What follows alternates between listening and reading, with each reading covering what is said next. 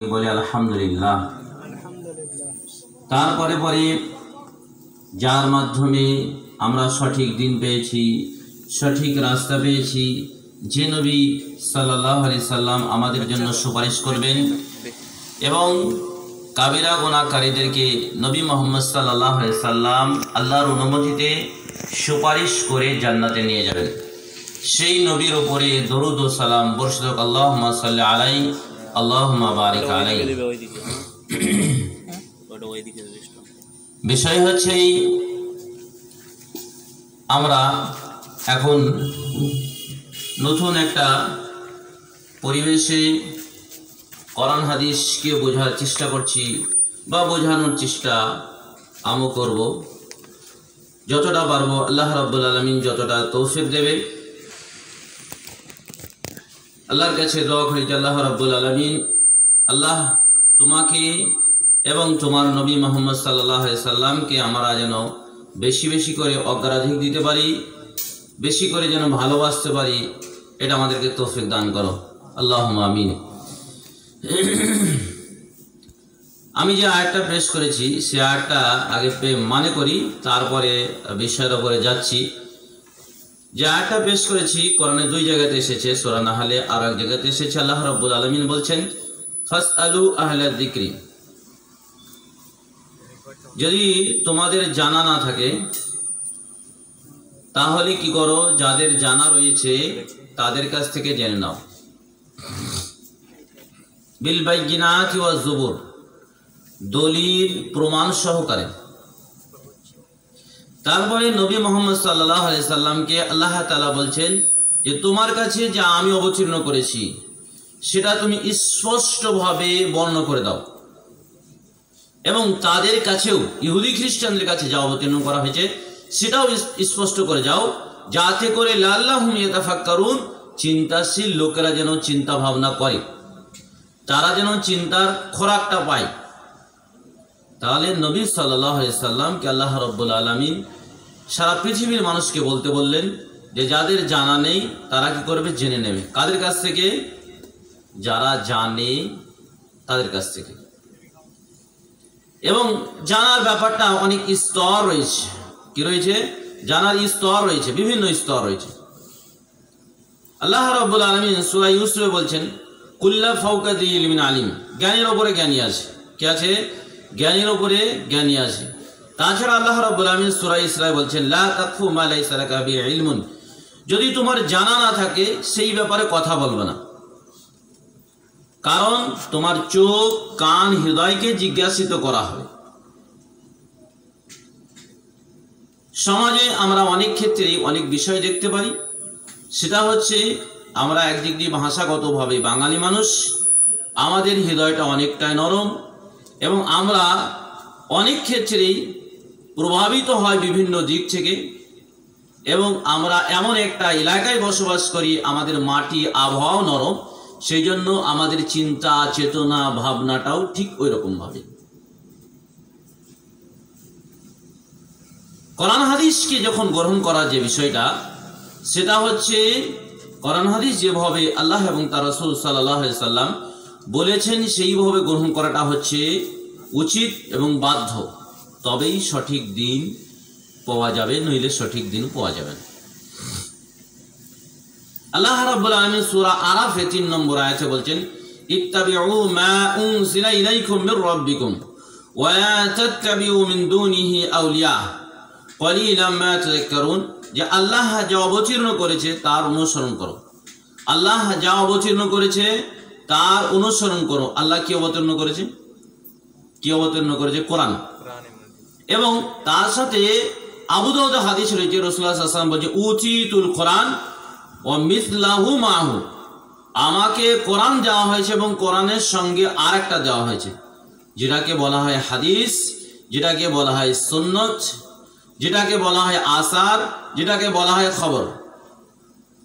তো আল্লাহ রাব্বুল আলামিন নবী সাল্লাল্লাহু আলাইহি সাল্লাম তার ব্যাখ্যা করেছেন যেটা কোরআনের, সেই ব্যাখ্যাটা হচ্ছে গ্রহণযোগ্য। দ্বিতীয় অংশ আল্লাহ রাব্বুল আলামিন ওয়ালা তাত্তাবিউ মিন দুনিহি আউলিয়া, তাকে বাদ দিয়ে, মানে আল্লাহ রাব্বুল আলামিনকে বাদ দিয়ে, আল্লাহ রাব্বুল আলামিনকে বাঁচিয়ে রেখে কোনো ওলিয়া উলিয়ার অনুসরণ করিও না। কলিলাম মা তাযাক্কারুন, তোমরা খুব কম অনুসরণ করো, খুব উপদেশ খুব কম গ্রহণ করো। দেখেন, কথা যে যাই কথা বলুক, যদি নবী সাল্লাল্লাহু আলাইহি সাল্লামের কথার সাথে কথা মিলে তো সেই ব্যক্তির কথা গ্রহণ করা যাবে। নবী সাল্লাল্লাহু আলাইহি সাল্লামের সাথে কথা যদি না মিলে, পৃথিবীর যত মহান ব্যক্তি হোক, যে কেই হোক না কেন, কার কথা গ্রহণ করা যাবে না। আবু দাউদে হাদিস রয়েছে, মিশকাতে হাদিসটা রয়েছে কিতাবুল ফিতানে। আল্লাহ রাসূল সাল্লাল্লাহু আলাইহি সাল্লাম বলছেন, আমার বংশ লোকের কাছ থেকে ফিতনার আবির্ভাব হবে কিয়ামতের পূর্বে। আর সে দাবি করবে যে সে মুহাম্মদ সাল্লাল্লাহু আলাইহি সাল্লামের বংশের লোক। রাসূলুল্লাহ সাল্লাল্লাহু আলাইহি সাল্লাম স্পষ্ট ভাষায় বলেছেন যে সে আমার বংশ নয়। ইন্নাল আউলিয়া, আমার বন্ধু, আমার সাহায্যকারী তারাই, আল মুত্তাকুন, যারা হচ্ছে আল্লাহভীরু। নবী সাল্লাল্লাহু আলাইহি সাল্লাম যে তার বংশের হলেই যে সবাই ভালো, এরকম কিছু নয়। কারণ আমাদের দেশে যে ধর্ম চলে, নবীর বংশের নামেও চলে। সেই জন্য আল্লাহ রাসূল সাল্লাল্লাহু আলাইহি সাল্লাম বলে, ভবিষ্যতে এই ফিতনা খাড়া হবে, এই সমস্যা দাঁড়াবে। সে আমার বংশের বলে দাবি করবে, কিন্তু লাইসা নাসাবি, সে আমার বংশের মধ্যে নয়। আমার বন্ধু তো তারাই যারা আল্লাহকে ভয় করে। সে ব্যক্তি মানকানা, সে যে ব্যক্তি হোক না কেন, সে ব্যক্তি যেখানকারই হোক না কেন। তাছাড়াও সহিহ মুসলিমে বাবু যিকরি ওয়া তওবা ওয়াল ইস্তিগফার, এখানে লম্বা চওড়া একটা হাদিস রয়েছে। সে হাদিস ভালো করে শুনবেন। সেই হাদিসের লাস্ট টাইম রাসূলুল্লাহ সাল্লাল্লাহু আলাইহি ওয়াসাল্লাম বলেছেন, মান বাত্তা বিহি আমালুহু লাম ইউসরি বিহি নাসাবাহু, যার আমল তাকে পিছিয়ে দেবে, বংশ তাকে আগিয়ে নিয়ে যেতে পারবে না। কি হবে? বংশ তাকে আগিয়ে নিয়ে যেতে পারবে না, কারণ বংশ দিয়েও ধর্ম চলে না। সেই জন্য আমি কথাগুলো বললাম। আরো একটা হাদিস বলি, সে হাদিসটাতে আরো স্পষ্ট হয়ে যাবে। সহিহ বুখারীতে কিতাবুল ইলমে হাদিস নম্বর 61-62 হাদিসটা রয়েছে। এখানে আনাস রাদিয়াল্লাহু তাআলা আনহু থেকে একটা হাদিসটা বর্ণিত আছে। আনাস রাদিয়াল্লাহু তাআলা আনহু বলছেন, জাআ রাজুলুন, ভালো করে আমার দিকে তাকান, ওদিকে তাকান না। জাআ রাজুলুন, একজন ব্যক্তি নবী সাল্লাল্লাহু আলাইহি সাল্লামের কাছে আসলেন, মানে মসজিদে আসলো। ফাআনাখা জামালাহু, তার উটকে বেঁধে দিল। ফাআনাখা জামালাহু, তার উটকে বসিয়ে দিল। ওয়া আখালাহু, এবং বেঁধে দিল। তারপরে জিজ্ঞাসা করলো, আইয়ুকুম মুহাম্মদ, তোমাদের মধ্যে মুহাম্মদ কে? সাল্লাল্লাহু আলাইহি ওয়াসাল্লাম, মানে ও লোকটা ছিল দেহাতের মানুষ, গ্রামের মানুষ, গেঁয়ু এলাকার মানুষ, তাই জন্য নাম করলো। এসে বলল, আইয়ুকুম মুহাম্মদ, তোমাদের মধ্যে মুহাম্মদ কে? না হলে জানাশোনা লোক হলে বলতো, তোমাদের মধ্যে নবীকে, আইয়ুকুম নবীয়ুকুম, তোমাদের মধ্যে নবীকে, এই কথাই সে বলতো। সে বলল, তোমাদের মধ্যে মুহাম্মদকে। তো ওয়াকানা নবী সাল্লাল্লাহু আলাইহি সাল্লাম মুত্তাকিউন বাইনা যাহরানিহি, আর আল্লাহ রাসূল সাল্লাল্লাহু আলাইহি সাহাবায়ে কেরামদের মধ্যে হেলান দিয়ে বসেছিলেন।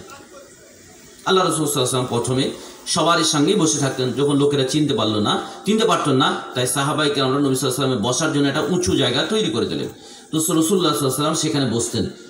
আর লোকেরা এসে যাতে করে চিনতে পারে যে ইনিই হচ্ছেন নবী, তারপরে বললেন যে ইন্নী সাইলুকা, আপনাকে কিছু জিজ্ঞাসা করব। মুশাদ্দিদুন, কড়াকড়ি করব। ফালা তাজিদু আলাইয়া, কিন্তু কিছু মনে নেবেন না। জিজ্ঞাসা আপনাকে করব, কড়াকড়ি করব, কিছু মনে করবেন না, মনে কোনো কষ্ট নেবেন না। আল্লাহ রাসূল সাল্লাল্লাহু আলাইহি সাল্লাম বললেন, বাদা আজাবতুকা, তুমি জিজ্ঞাসা করো, অসুবিধা নেই, আমি তোমার উত্তর দেব। কি বললো? ইবনে আব্দুল মুত্তালিব, তুমি হলে আব্দুল মুত্তালিবের সন্তান। মানে আব্দুল মুত্তালিব কে? আব্দুল মুত্তালিব কে? নবী সাল্লাল্লাহু আলাইহি সাল্লামের দাদু। নবী সাল্লাল্লাহু আলাইহি সাল্লামের দাদু, মানে দাদু কে হয় বাপ, দাদু বাপের তুলনা। ঠিক আছে, যদি আমরা ভাই বলি আমাদের সমাজে, এখানে কিছু ভুল আছে আমাদের সমাজে যেগুলো আছে, তো দাদু হচ্ছে কি বাপের তুলো, বাপ। ঠিক আছে, যত উপর আছে সবই হচ্ছে কি বাপ। বললো ইবনে আব্দুল মুত্তালিব। তো রাসূলুল্লাহ সাল্লাল্লাহু আলাইহি ওয়াসাল্লাম বললেন, হ্যাঁ ঠিক আছে, তুমি জিজ্ঞাসা করো, যা ইচ্ছা জিজ্ঞাসা করো। তো বললো, রব্বিকা ওয়া রব্বি মিন কাবলিকা, তোমার রবের কসম দিয়ে বলছি, এবং তোমার পূর্বেকার যে নবীরা এসেছে তার রবের কসম দিয়ে বলছি। আমারাকাল্লাহ, আল্লাহ কি তোমাকে আদেশ করেছে? আল্লাহকে আপনাকে আদেশ করেছেন? আমরা আপনা বলছি, তা তুমি বলছিল আপনাকে কি আদেশ করেছে আন্নুসাল্লি সালাওয়াতিল খামস, যে রাত দিনে 5 বার নামাজ পড়তে হবে? আল্লাহ রাসূল সাল্লাল্লাহু আলাইহি সাল্লাম বলে আল্লাহুম্মা শাহাদ, আল্লাহ তুমি সাক্ষী থাকো। নাম, হ্যাঁ, আল্লাহ রাব্বুল আলামিন এই কথাই বলেছে। দ্বিতীয় বলল যে আমারাকাল্লাহ, আল্লাহকে এই আদেশ করেছে যে আমরা বছরে 1 মাস রোজা রাখবো। আল্লাহ রাসূল আবার বললেন আল্লাহুম্মা শাহাদ, আল্লাহ তুমি সাক্ষ্য থাকো। নাম, হ্যাঁ, আমাকে এই আদেশ করেছে। তারপরে তৃতীয় বাক্য ওই লোকটা জিজ্ঞাসা করলো যে আপনাকে কি এই কথা বলেছে আল্লাহ রাব্বুল আলামিন যে আমাদেরকে যাকাত দিতে হবে? তো রাসূল সাল্লাল্লাহু আলাইহি ওয়াসাল্লাম বলে আল্লাহুম্মা শাহাদ, আল্লাহ তুমি সাক্ষী থাকো, হ্যাঁ, আমাকে এই আদেশ করেছে। তো ওই লোকটা কি ভাষা বলছে দেখেন। ওই লোকটা বলছে আমানতু বিমা জিতা বিহি, আপনি যা বললেন আমি ঈমান নিয়ে আসলাম। এদিকে তাকান, আমার দিকে তাকান, সব আমার দিকে তাকিয়ে থাকবে। যা বললেন তার প্রতি ঈমান নিয়ে আসলাম। ওয়া আনা জিমাম ইবনে সালাবা, একটু কমিয়ে দিন, আমি হলাম জিমাম ইবনে সালাবা, আমার নাম হচ্ছে কি জিমাম ইবনে সালাবা। শুধু আমি নয়, আমার বংশের লোকের দায়িত্ব নিলাম যে সবাই তারা ঈমান নিয়ে আসবে। কি বললো? ওই দেহাতের মানুষটা, গেঁয়ু এলাকার মানুষটা, একবারে গ্রাম্য এলাকার মানুষটা, যার বিদ্যা বুদ্ধি কিছুই ছিল না, একবারে আজ থেকে 1200 কত বছর, 1400 1450 বছর আগেকার মানুষ। কত বছর আগেকার মানুষ? 1450 বছর আগেকার মানুষ, জেহালাত জামানার মানুষ, অজ্ঞ মানুষ, গ্রামের মানুষ, গেঁয়ু মানুষ। তারপরেও শুনেছে যে নবী সাল্লাল্লাহু আলাইহি সাল্লাম এই কথা বলছে, অতএব চেক করে ধর্ম মানতে হবে, শুধু বললেই মেনে নেওয়া যাবে না। কথা বুঝতে পারলেন তো পারলেন না? আমরা বলে দিচ্ছি, মেনে নিচ্ছেন, আপনার বড় পাঞ্জাবি টুপি আর হাব্বা জুব্বা লাগিয়ে আছে, যা বলছে চলছে। হ্যাঁ, অত বড় হুজুর বলেছে নবীর বংশের মানুষ মরেছে, নবীর বংশের লোক বলেছে, তাই কি না? চলে কি চলে না আপনাদের এলাকায় যে নবীর বংশের মানুষ, হ্যাঁ, আবু বকর বংশের মানুষ, নবীর বংশের মানুষ, কুরাইশ বংশের মানুষ। আরে এত বড় মিথ্যুক কি আর হতে পারে? এত বড় মিথ্যুক হতে পারে যে বড় পাঞ্জাবি, বড় টুপি, বড় জুব্বা, আর বলছে আমি কুরাইশ বংশের মানুষ, ভারতবর্ষে বাস করতে, বলছে কোরআন বর্ষের মানুষ। এত বড় মিথ্যুক, আর এত পথ ভ্রষ্ট করছে। তারপরেও হয়তো মানুষের কাছে প্রভাব ফেলার জন্য বললো, এত মিথ্যা কথা বলে, এত ভুল কথা বলে, এত জাল জয়ীব কথা বলে, হাজার হাজার লোক জাহান্নামে চলে যায়। কি বললাম বলেন তো? লোকটা ছিল কত বছর আগেকার? আজ থেকে 1400 বছর, 1450 বছর, 1500 বছর আগেকার মানুষ। আজ থেকে 2000 আগেকার লোক যত শিক্ষিত না ছিল, যত না চালাক ছিল, আজকের লোক বেশি চালাক নয়, বেশি শিক্ষিত নয়, বেশি বুঝে না, বেশি তাড়াতাড়ি কাজ করতে চায় না, সবকিছু প্রমাণ চায় না। বেটারাও জিজ্ঞাসা করে ছোট বাব্বা, যে আব্বা এটা কেন হলো, এটা কি কারণে হলো, এটা কি কারণে হলো, কেন বললো লোকটা এই কথা, জিজ্ঞাসা করে।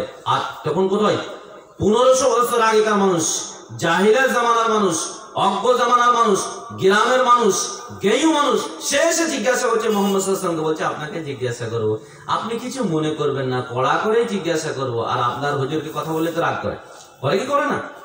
কথা জিজ্ঞাসা করার সুযোগ নেই, আপনার হুজুরকে কথা বলার, জিজ্ঞাসা করার সুযোগ নেই।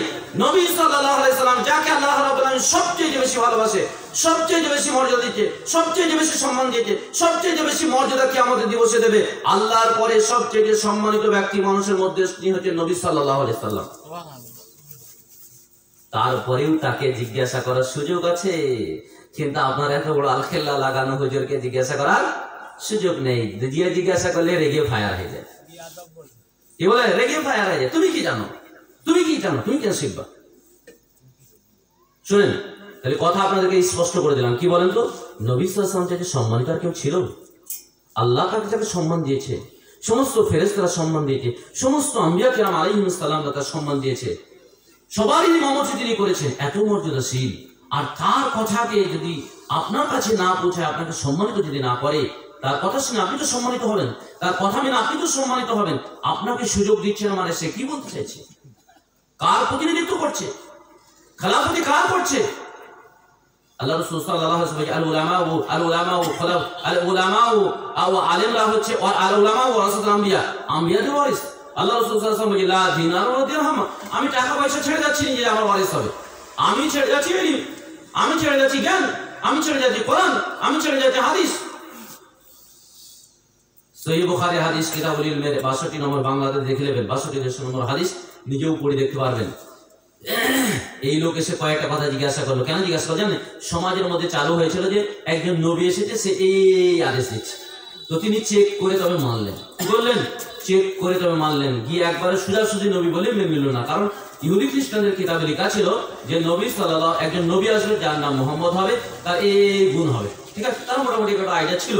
কিন্তু তারপরেও এই আরবদের এই আইডিয়া ছিল না, ইহুদি খ্রিস্টানদের ছিল, আরবদের ছিল না। আর গেঁয়ু যারা একবারে গ্রামেও যারা বসবাস করে তাদের তো সব ছিলই না। যেমন আমাদের দেশে ধরেন সাঁওতালরা বসবাস করে, ওদের এখনো অনেক পিছিয়ে আছে, অনেক পিছিয়ে আছে, জ্ঞান গরিমা আছে, বুদ্ধিতে অনেক পিছিয়ে আছে। তো ব্যাপারটা হচ্ছে এর পরেও এত গ্রামের মানুষ 1200 বছর 1500 বছর আগেকার মানুষ, তারপর জিজ্ঞাসা করে। আপনি কি জিজ্ঞাসা করবেন না? আপনার জিজ্ঞাসা করা দরকার নেই, দলিল প্রয়োজন নেই। দলিল ছাড়া, কোরআন হাদিসের দলিল ছাড়া কি চলে না? দিন চলে না, আবেগ দিয়েও চলে না, ধর্ম দিয়ে বংশ দিয়েও চলে না, হ্যাঁ, প্রভাব দিয়েও চলে না, ক্ষমতা দিয়েও চলে না। একটা জিনিস দিয়ে ধর্ম চালাতে হয়, সেটা হচ্ছে কোরআন আর হাদিস। কি? কোরআন হাদিস। আর একটা কথা শুনেন, একটু কথা বলে দিই এখানে, সেটা হচ্ছে আমাদের মধ্যে এত মতভেদ কেন? সবাই তো কোরআন মানে আর সবাই হাদিস মানে, তারপরে দলাদলি কেন? কে বলছে হানাফি, কে বলছে শাফি, কে বলছে মালিকি, কে বলছে হাম্বলি, কে বলছে কি শরিয়া, কে বলছে কি মারিফাতি, কে বলছে কি কটা আছে? 4টি না? শরিয়ত, মারিফাত, হাকিকাত আর তরিকাত। এগুলো কেন? কারণটা কি? কোরআন তো সবার এক, আর হাদিসও সবারই এক, সবারই হাদিস এক। সবাই বুখারী, মুসলিম, আবু দাউদ, তিরমিজি, নাসাই, মূল যেগুলো 6টা হাদিস, সেগুলো সবাই পড়ায়, সবারই মাদ্রাসায় পড়ানো হয়। শুধু কিছু শ্রেণী আছে যাদের আপনাদের এলাকায় হাক্কানি যারা বলে, এরা কোনো হাদিস কোরআন পড়ানো হইতে মাদ্রাসা নেই, এরা পড়ায় না। বাকি যত আছে তরিকা এখানে মোটামুটি যারা প্রভাবশালী, এরা সবাই হাদিস কোরআন পড়ায়। তারপরে মতভেদ কেন জানেন? কি কারণে মতভেদ হয়েছে? মতভেদ হওয়ার কারণ হচ্ছে এই, কোরআনের আয়াত ঠিকই পড়ে, হাদিসে ব্যাখ্যা করতে গিয়ে নিজের মন মতন ব্যাখ্যা করে। কথা বুঝতে পারলেন? ব্যাখ্যা করতে গিয়ে নিজের মন মতন ব্যাখ্যা করে। নবী সাল্লাল্লাহু আলাইহি সাল্লামকে আল্লাহ বলছেন যে আমি তোমাকে বলা তুহাররিক আলাইক লিসানাকা, তুমি তোমার জুবানকে বেশি বেশি করে হিলাইও না, বেশি বেশি করে লড়াইতে হবে না। আমি দায়িত্ব নিলাম যে তোমাকে কোরআন শিখানো আমারই দায়িত্ব, ও বায়ানা হো, এবং তার ব্যাখ্যা করা আমার দায়িত্ব। আল্লাহ রাসূল সাল্লাল্লাহু আলাইহি সাল্লাম ব্যাখ্যা জানতেন না? সাহাবায়ে কেরাম কি ব্যাখ্যা মানেননি? আমরা নিজে নিজে আবার ব্যাখ্যা শুরু করে দিলাম, এখানে গিয়ে পথভ্রষ্ট দিলাম। এখানে গিয়ে তরিকাত আর হাকিকাত আর মারিফাত আর হানাফি, শাফি, মালিকি, হাম্বলি, এইসবগুলো কি হয়ে গেল? দলাদলি হয়ে গেল, ভাগাভাগি হয়ে গেল, বিশৃঙ্খলা সৃষ্টি হলো। এবং যাদের নামে হয়েছে তারা নিজেরাও জানে না। সবচেয়ে দুঃখকর কথা, যাদের নামে হয়েছে তারা নিজেরাও জানে না। আর একটা কথা শুনলেন, জাম বিষয়ের উপরে যাচ্ছি। এই বড় পীরের নাম জানেন আপনারা? কি নাম বলেন তো? আব্দুল কাদের জিলানী রহমাহুল্লাহ। আব্দুল কাদের জিলানী রহমাহুল্লাহর কোনো বই পড়েছেন আপনারা? কি পড়েছেন? জীবন কাহিনী। বুনিয়াতুত তালিবিন একটা বই আছে না, বইটা বাংলা হয়েছে, ঠিক আছে। ওনার জন্ম মনে হয় 571 কি 70 এরকম জন্ম, ঠিক আছে। তো উনি কোন মাযহাবের মানুষ জানেন? হাম্বলি মাযহাবের মানুষ। কোন মাযহাবের? হাম্বলি মাযহাবের মানুষ। আর যিনারা ওনাকে বড় পীর বলে দাবি করেন, ওনার নামে বিভিন্ন যেসব কাজ করে থাকেন, তারা সবাই নিজেকে হানাফি বলে। তারা সবাই কি বলে? নিজেকে হানাফি বলে। আর হাম্বলি মাযহাবের লোক মানছে। ওই বই আরো পড়ে দেখবেন, তিনার বইয়ে বলছে ওয়ালা তাজাসসুল কবরা, কবরকে উঁচু করা হবে না, কবরকে পাকা করা হবে না। উনি নিজেই বলেছেন রফুল ইদান করতে হবে নামাজ। কি করতে হবে? এই যে অতিরিক্ত যে অপপ্রচার করা হচ্ছে না, উনি বলেছেন নিজে। হানাফিরা সবাই বলছে আব্দুল কাদের হচ্ছে বড় পীর, আব্দুল কাদের জিলানী রহমাহুল্লাহ তিনি হচ্ছেন বড় পীর, আর তার পীরের অনুসারী ধরে ওসিলা ধরে জান্নাত যা বলছে, অথচ তারা রফুল ইদান করে না। কি করে না? রফুল ইদান করে না। তাহলে ঘোটালাটা কোথায় চলছে? জালিয়াতটা কোথায় চলছে? মানুষকে বিভ্রান্তি কোথায় করছে? নাম নিচ্ছে একজনের আর কাজ করছে আরেকজনের। আপনারা নিজেও, আমি চোখ খুলে দিচ্ছি আপনাকে, স্পষ্ট বলে দিলাম। বই আপনারা এই লাইব্রেরিতে পাবেন, দাসপুরের লাইব্রেরি তো আছে, আর কলকাতাতেও কিনতে পাবেন, মানে বিভিন্ন জায়গাতে লাইব্রেরি আছে, কিনতে পাবেন। বুনিয়াতুত তালিবিন সব জায়গায় পাবেন, আশা করা যাচ্ছে বড় বড় লাইব্রেরিতে অক্সফোর্ড চলে যাবেন, সেখানে লাইব্রেরিতে আপনারা কিনবেন, নিজেই পড়ে দেখবেন যে আসলে আব্দুল কাদের জিলানী কে, কোন মাযহাবের মানুষ, আর কারা মানছে আর কি বলে মানছে, আপনারা নিজেরাও স্পষ্ট হয়ে যাবে। তাহলে এটা স্পষ্ট হলো যে দলিল ছাড়া কোনো কথা মানা চলবে না। হ্যাঁ, দলিলের অনুসারে যদি কথা হয় তাহলে মানা যাবে, বুঝলেন? দলিলের সাপোর্টে যদি কথা হয় তাহলে মানা যাবে, কিন্তু দলিলের বিপরীত যদি কথা হয় তাহলে কখনোই মানা যাবে না।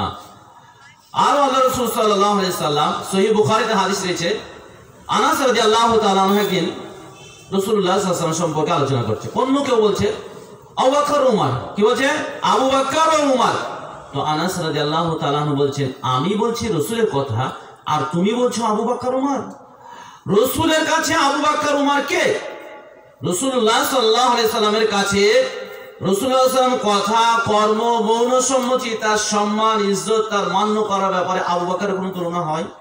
ওমরের কোনো তুলনা হয়? যদিও আবু বকর হচ্ছে নবীদের বলে সবচেয়ে সম্মানিত ব্যক্তি, কিন্তু রাসূলের উপরে তো নয়, ও রাসূলের উপরে নয়। এটা আমাদেরকে অবশ্যই বুঝতে হবে যে নবী সাল্লাল্লাহু আলাইহি সাল্লামকে তার জায়গায় রাখতে হবে, আল্লাহকে তার জায়গায় রাখতে হবে, আবু বকর রাদিয়াল্লাহু তাআলা আনহুকে তার জায়গায় রাখতে হবে। বেশি বাড়াবাড়ি করা এটা হচ্ছে অপমান করা। মনে করেন আপনি আপনার স্ত্রীকে বললেন বসেন বসেন বসেন, খান খান খান, তো কি বলবে? বলবে স্বামী আমাকে অপমান করছে, বলবে কি বলবেন? এখন স্যার যদি ছাত্রকে বলে বসেন বসেন বাবু আমার চেয়ারে বসো, তুমি পড়াও, তো স্যার কি করবে? ছাত্রকে অপমান করা হলে কোন হলো না? হলো কি হলো না? আমাদের ঠিক তাই হয়েছে, বাড়াবাড়ি করতে করতে করতে নবীকে নিয়েছে আল্লাহর জায়গায়, আর আল্লাহকে নিচে নামাতে নামাতে কোথায় নিয়ে গেছে জানেন? গাছপালা যেসব আছে, বিভিন্ন জড় পদার্থ, এদের জায়গায় নিয়ে চলে গেছে। আল্লাহকে যে সম্মান দেওয়া দরকার ছিল, আল্লাহকে যে মর্যাদা দেওয়া দরকার ছিল, আল্লাহর কাছে যে বিনয় হওয়া দরকার ছিল, আমরা গিয়ে হচ্ছি বিভিন্ন জড় পদার্থের কাছে, যেমন অমুসলিমরা হয় ঠিক সেইভাবে।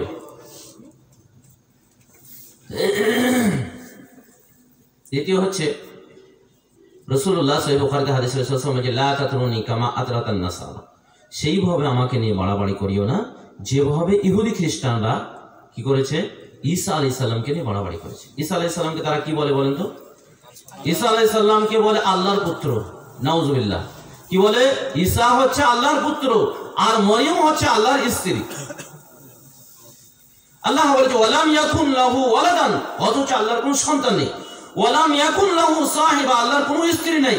সূরা মরিয়ম আল্লাহ তাআলা বলেন, যদি কেউ বলে আল্লাহর পুত্র সন্তান আছে বা আল্লাহর সন্তান আছে, কন্যা সন্তান আছে, তো সে এত বড় অপরাধ করলো যে আসমান জমিন কি হয়ে যাবে? ফেটে যাবে, ভেঙে চূর্ণ বিচূর্ণ হয়ে যাবে, এত বড় অপরাধ। ওই কথাই নবী সাল্লাল্লাহু আলাইহি ওয়াসাল্লাম বলেছে, লা তাতরুনি কামা আতরাতান নাসারা ঈসা ইবনে মারইয়াম, তোমরা ওইভাবে বাড়াবাড়ি করিও না যেভাবে ঈসাইরা কি করেছে? ঈসা আলাইহিস সালামকে নিয়ে বাড়াবাড়ি করেছে। কুলু, তোমরা বলো আব্দুল্লাহ ওয়া রাসূলুহু, আব্দুল্লাহ আল্লাহর বান্দা, আমি হলাম আল্লাহর বান্দা, আল্লাহর দাস এবং তার প্রেরিত রাসূল। কে বলেছেন? নবী সাল্লাল্লাহু আলাইহি সাল্লাম। নবী সাল্লাল্লাহু আলাইহি সাল্লাম কিন্তু আমাদের সমাজে বাড়াতে বাড়াতে বাড়াতে বাড়াতে একবারে আল্লাহর শানে নিয়ে চলে গেছে। जो अर्श पर था वो फर्श में उतर गया। उर्दू में একটা ভাষা বলা হয়, কবিতা রয়েছে, जो अर्श पर था वो फर्श पर उतर गया, যে আরশের উপরে ছিল তিনি জমিনে নবীর আকৃতিতে এসেছে। এই কথাই তো বলে হিন্দুরা, এই কথাই বলে কি? কলকি অবতার। তিনি গিয়েছিলেন আসমানে, ছিলেন জমিনে এসেছে। যে মানুষের মনোভাব বুঝে বুঝতে পারবে না, তাই বোঝার জন্য এসেছে। বক্তব্য আপনারা শুনেছেন ডাক্তার জাকির নায়েক সেই অভিশঙ্কর, সেখানে নিজে স্পষ্ট ভাষায় তিনি বলেছেন। তাছাড়া বিভিন্ন চ্যালেঞ্জ আছে হিন্দু ধর্মের, সেগুলো বলে থাকে তারা, যে আল্লাহ এত মহান, এত বুঝ পবিত্র, মানুষের কথা বুঝতে পারবে না, তাই জমিনে আসে। তো সেই কথার সাথে তো কথা হলো। কোন সাহাবী কথা বলেছেন, কোন তাবিন বলেছেন, ইমাম আবু হানিফা বলেছেন, ইমাম শাফি বলেছেন, ইমাম মালিকি বলেছেন, ইমাম আহমদ ইবনে হাম্বল বলেছেন, ইমাম কি বলে বড় খাদের আব্দুল জিলানী রাহমাহুল্লাহ কি বলেছেন কি কথা? যে যিনি আরশে ছিলেন তিনি ফারশে নবী হয়ে এসেছেন, কথা বলেছেন। তাহলে শুধু দাবি করলে হবে না, শুধু অ্যাড দিলে হবে না, বাস্তবায়ন করতে হবে। কারণ পৃথিবীর অন্য কিছু অ্যাডে চলতে পারে, পৃথিবীর অন্য কিছু অ্যাডে চলতে পারে, অন্য কিছু জায়গা পার হয়ে যেতে পারে, কিন্তু আল্লাহর সামনে ধোঁকা দিয়ে কেউ পার হতে পারবে না। সেদিন সবাই ফাঁদে পড়ে যাবে। আর কথা শুনে নেন, এক আলেম বলেছেন, সৌদি আরবের এর আগেকার মুফতি বলেছেন, আল উলামাউ সালাসা, আলেম হচ্ছে তিন ধরনের। ভালো করে শুনেন, আল উলামাউ সালাসা, আলেম হচ্ছে তিন ধরনের। আল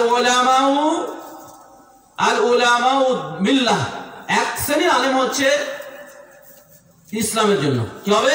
ইসলামের জন্য কথা বলবে, দিনের জন্য কথা বলবে, ফাটুক বা ভাঙুক, যে যাই যার হোক না কেন, কোনো অসুবিধা নেই, তারা হক কথাটা বলবে। এটা হচ্ছে উলামাউল উম্মাহ। কি হচ্ছে? উলামাউ মিল্লাহ, এরা হচ্ছে ইসলামের উলামা। দ্বিতীয় হচ্ছে উলামাউল মিল্লাহ, মানুষের আলেম, মানুষ যা বলবে তাই চলবে, যা বক্তাদের মধ্যে এটা আছে যে জনসাধারণ যেভাবে চালাবে সেইভাবে চলতে হবে। এই ধরনের একটা আলেম আছে, জনসাধারণ যেভাবে বলবে, মানুষ যেভাবে তাকে বলতে বলবে সেইভাবে বলবে, এটা হচ্ছে উলামাউল মিল্লাহ। তৃতীয় শ্রেণী হচ্ছে উলামাউদ দৌলাহ, নেতা নেতৃত্বের পক্ষে কথা বলবে, রাজা বাদশাদের পক্ষে কথা বলবে। তিন ধরনের আলেমের কথা ইমাম সুফিয়ান সাউরি রাহমাহুল্লাহ, তিনি হচ্ছেন প্রখ্যাত একজন তাবি। কি বলেছেন? প্রখ্যাত একজন তাবি। তাবি কাকে বলে জানেন তো? সাহাবায়ে কিরাম রাদিয়াল্লাহু তাআলা আনহুকে যারা ইমানের সাথে সাক্ষাৎ করেছে। সাহাবী কাদেরকে বলে? জি জি জি, যারা আল্লাহ রাসূল সাল্লাল্লাহু আলাইহি ওয়াসাল্লামের হাত দিয়ে ঈমান নিয়ে এসেছে এবং ঈমানের অবস্থায় মারা গেছে। ঈমানের অবস্থায় মারা গিয়েছে, তবে তারা সাহাবী। ঈমান নিয়ে এসেছে, মুরতাদ হয়ে গেছে, সাহাবী নয়। ঈমান নিয়ে এসেছে, মুরতাদ হয়ে গেছে, তারা সাহাবী বলে হবে না। ওরকম ভাবে তাবিউরা সাহাবায়ে কিরামদের সাথে তারা ঈমান নিয়ে এসেছে, ঈমান নিয়ে আসার পরে ঈমানী অবস্থায় জীবন যাপন করেছে, তারা হচ্ছে তাবি। তো এই সুফিয়ান সাউরি হচ্ছে বিখ্যাত একজন তাবি এবং বড় আলেম, বড় জ্ঞানী মানুষ ছিলেন, বড় পণ্ডিত মানুষ সুফিয়ান সাউরি রাহমাহুল্লাহ। উনিও বলেছেন একটা আয়াতের ব্যাখ্যা করতে গিয়ে, আহসান বায়ান তাফসীরটা নিয়ে আসা হয়েছে, ইন্নামা ইয়াখশাল্লাহু মিন ইবাদিহিল উলামা, সূরা ফাতির আয়াতটা রয়েছে যে আলেমরা প্রকৃতভাবে আল্লাহকে ভয় করে আলেম নয়। ইন্নামা ইয়াখশাল্লাহু মিন ইবাদিহিল উলামা, আল্লাহর বান্দাদের মধ্যে যারা জ্ঞানী তারা আল্লাহকে ভয় করে। এর ব্যাখ্যা করতে গিয়ে তিনি বলেছেন আল উলামাউ সালাসা, আলেম হচ্ছে তিন ধরনের। একটা হচ্ছে আলেম বিল্লাহ ফিল্লাহ, আল্লাহর বিধান সম্পর্কে জানে, আল্লাহকে ভয় করে। কথা বুঝতে পারলেন? যেটা হচ্ছে আলেম আল উলামাল উম্মাহ বলছে, হ্যাঁ, মানে দিনী উলামা আলেম। দ্বিতীয় হচ্ছে আলেম বিল্লাহ, আল্লাহর ব্যাপার জানে, লাইসা বিফিল্লাহ, কিন্তু আল্লাহকে মানে না। এরকম আলেমও দেখতে পাবেন আপনারা। তৃতীয় শ্রেণী হচ্ছে আল্লাহ সম্পর্কে অত জানে না, কিন্তু আল্লাহকে ভয় করে। কি করে? আল্লাহকে ভয় করে। এই দুই শ্রেণীর লোক, প্রথমে যাকে বললাম আর লাস্টে যাকে বললাম, এরা জান্নাতে যাবে, কিন্তু জানে মানে না, এ জাহান্নামে যাবে। সহিহ বুখারীতে হাদিস, রাসূল সাল্লাল্লাহু আলাইহি ওয়াসাল্লাম লম্বা চড়া হাদিস, রাসূল মিরাজে যাচ্ছেন, যেতে যেতে যেতে যেতে দেখলেন এক শ্রেণীর লোকের কি করা হচ্ছে জানো, মাথায় পাথর দিয়ে ভেঙে দেওয়া হচ্ছে। তো জিবরিলকে জিজ্ঞাসা করলেন রাসূলুল্লাহ সাল্লাল্লাহু আলাইহি ওয়াসাল্লাম যে মান হাউলাইলা কারা? ওই পাথর দিয়ে ভাঙা হচ্ছে মাথা, আবার ওই পাথর জোরে দূরে চলে যাচ্ছে, আবার নিয়ে আসছে, আবার মাথা ঠিক হয়ে যাচ্ছে, এভাবে চলতেই আসে আর কিয়ামত পর্যন্ত চলতে থাকবে। তো বলে এ কেমন শাস্তি, এ কেন শাস্তি দেওয়া হচ্ছে? বলছে এই ব্যক্তি এরকম যে রাত দিনে কোরআনের প্রতি আমলও করতো না, আর রাত্রিতে কোরআন পড়তো না, সেই জন্য এর মাথা কি করা হচ্ছে, ভেঙে দেওয়া হচ্ছে। তো আলেমদের ব্যাপারে জটিলতাও রয়েছে, যেমন মর্যাদা রয়েছে, সম্মান রয়েছে, ফজিলত রয়েছে। আল্লাহ রাব্বুল আলামিন ইজ্জতের কথা বলেছেন, রাসূলুল্লাহ সাল্লাল্লাহু আলাইহি ওয়াসাল্লাম সম্মানের কথা বলেছেন যে আলেমরা যদি কেউ হয় আস্তাগফিরুল্লাহু মান ফিস সামাওয়াতি ওয়াল আরদি, আসমান জমিনে যা কিছু আছে সবাইকে তার জন্য ইস্তেগফার করে, যারা জ্ঞান অর্জন করে, যেমন আপনারা জ্ঞান অর্জন করছেন এই মজলিসে, তালিবুল ইলম বলা হয়, ঠিক আছে? এই জ্ঞান অর্জন কি করে হয়, জ্ঞান অর্জন করবে আর না হয় কাউকে জ্ঞান শিক্ষা দেবে। এদের জন্য রাসূলুল্লাহ সাল্লাল্লাহু আলাইহি ওয়াসাল্লাম বলেছেন ইস্তাগফিরুল্লাহু মান ফিস সামাওয়াতি ওয়াল আরদি, আসমান জমিনে যা কিছু আছে সবাই তার জন্য ইস্তেগফার করে। হাত্তাল হুত ওয়া ফি রাওয়ায়াতিল উখরা হাত্তান নামলা, পানির মাছ পর্যন্ত ইস্তেগফার করে, এবং কি করে, পিপিলিকা পর্যন্ত ইস্তেগফার করে। জড় পদার্থ এবং জীব হোক সবাই ইস্তেগফার করে। সেই জন্য একটা মানুষের জীবন কি হতে জানেন তো, সবসময় শিখতে হবে, হয় শিখতে হবে না শেখাতে হবে। কি হবে? শিখতে হবে না শেখাতে হবে। আপনাদের কাছে দুটো কথা বলছি, কিন্তু আমাকে আবার কি হয়, উপরের শায়েখদের কাছে হয় বই পড়ে শিখতে হয় না, জিজ্ঞাসা করে শিখতে হয়। আপনারাও কি করবেন, আপনারা নিজে শিখাবেন, শিখবেন, তাহলে কি হবে, এই ফজিলতের মধ্যে থাকবেন। আবু দাউদ হাদিস রয়েছে, রাসূলুল্লাহ সাল্লাল্লাহু আলাইহি ওয়াসাল্লাম বলেছেন আদ-দুনিয়া কুল্লুহা মালউন, পৃথিবীর সবই হচ্ছে অভিশপ্ত। তিনটি জিনিস ব্যতীত, একটি হচ্ছে কি, যিকরুল্লাহ, আল্লাহর জিকির, ওয়া আলাহা, এবং আল্লাহর জিকির করতে যা কিছু লাগে। দুই নম্বর হচ্ছে আলিম ওয়াল মুতাআল্লিম, যে শিখায় এবং যে শিখে, বাকি সবই হচ্ছে কি, অভিশপ্ত। অতএব এই থেকে বাঁচতে গেলে সবসময় শিক্ষার সাথে একটা কি হয়ে জড়িত থাকতে হবে। কি করতে হবে?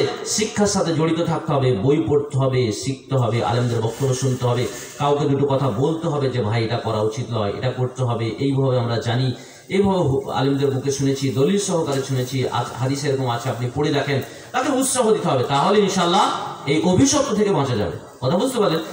সবই আপনাকে করতে হবে তা নয়, আপনার সাধ্য মোতাবেক করবেন, তাহলে কি হবে? এই অভিশপ্ত থেকে বেঁচে থাকবে। কি কথা এতক্ষণ থেকে বললাম বলেন তো? যেটা মূল কথা বলতে বলতে এত দূর আসলো, সেটা হচ্ছে দলিল ছাড়া ধর্ম চলে না, বংশ দিয়েও চলে না, আবেগ দিয়েও চলে না, দল দিয়েও চলে না, ক্ষমতা দিয়েও চলে না। ক্ষমতা দিয়ে চললে মক্কার মুশরিকদের দাবি পূর্ণ হতো। কোরআনে আল্লাহ রাব্বুল আলামিন সম্ভবত সূরা যুখরুফে আয়াতটা এসেছে, বলছে লাউলা নুজিলা হাদাল কোরআন আলা রাজুলিন মিন কারিয়াতাইন আযীম, যে আল্লাহ কেন এই দুই গ্রামের এই মহান ব্যক্তির উপর কোরআন অবতীর্ণ করলেন? মানে এই দুই মহান ব্যক্তির উপর কোরআন অবতীর্ণ করলেন কেন? একজন হচ্ছে মক্কার মুশরিকদের মধ্যে একজন ব্যক্তি, আর তাইফের একজন ব্যক্তি, এদের কাছে খুব শিক্ষিত ছিল। বললো কেন এদের কাছে অবতীর্ণ করলো না? এরা এই নবী সাল্লাল্লাহু আলাইহি সাল্লাম, এই মুহাম্মদ সাল্লাল্লাহু আলাইহি সাল্লাম, ইনি হচ্ছেন আমাদের সামনে মানুষ হলো, ইনি ছাগল চড়াইতেন, ইনার উপর কোরআন অবতীর্ণ করলো? এত বড় ব্যক্তি কেন এদের উপর কোরআন অবতীর্ণ করলো না? যদি এই মানদণ্ড হতো, তাহলে আল্লাহ রাব্বুল আলামিন কি করতেন? ওই বড় ব্যক্তির উপরে কি করতো? কোরআন অবতীর্ণ করতেন। আল্লাহ বলছেন আমি জানি কাকে নবী করতে হবে, আমি জানি কাকে রাসূল করতে হবে, আমি জানি কাকে সম্মান দিতে হবে। বলেন তো, নবী সাল্লাল্লাহু আলাইহি সাল্লাম সবচেয়ে সৎ ব্যক্তি ছিল কি ছিল না? সবচেয়ে ভালো ব্যক্তি ছিল কি ছিল না? হাদিস তো শুনেছেন, সহিহ মুসলিম হাদিস রয়েছে, যখন আল্লাহ রাসূল সাল্লাল্লাহু আলাইহি সাল্লাম, আল্লাহ বলেন ওয়ানজির আশিরাতাল আকরাবিন, যে তুমি তোমার আত্মীয় স্বজনদেরকে সতর্ক করো, সাবধান করো। তিনি সেই দেশের প্রথা অনুপাতে কি করলেন? পাহাড়ে উপরে উঠে গেলেন সকালবেলা, বলে ইয়া সাবাহা ইয়া সাবাহা। লোকেরা সবাই জমা হলো, এবং কি আবু লাহাব আবু জাহাল জমা হলো। বলল যে আমি যদি বলি এই পাহাড়ের পিছনে সৈনিক আছে, তোমাদের এসে পিষে দেবে, তোমরা বিশ্বাস করবে? বলবে মা জারাম নাবিকা মুহাম্মদ, তোমার ব্যাপারে আমরা কল্পনাও করিনি যে তুমি মিথ্যা কথা বলবা, এ কথা আমরা কল্পনাও করিনি যে তুমি মিথ্যা কথা বলবা, এটা আমরা কোনোদিন মনেও ভাবিনি, বেরেনে আসিনি। কিন্তু তিনি যখনই বললেন কি আনকিদু, তোমরা কি করো? কুলু লা ইলাহা ইল্লাল্লাহ, মুসনাদ আহমদ এসে লা ইলাহা ইল্লাল্লাহ বলো তুফলিহু, তাহলে সফল হবে। তখনই বললে মুহাম্মদ আজাল আলিহাতানা জামাতানা, তোমরা এই জন্যই তুমি আমাদেরকে জমা করেছিলে, তাব্বান লাকা সাইরা যাও, তোমার পুরো দিন ধ্বংস হয়ে যাক। কি হলো? পুরো দিন ধ্বংস। যখনই বললো আল্লাহকে মানতে হবে, তখনই খেপে গেল। আরে ভাই, আমরা যে কথা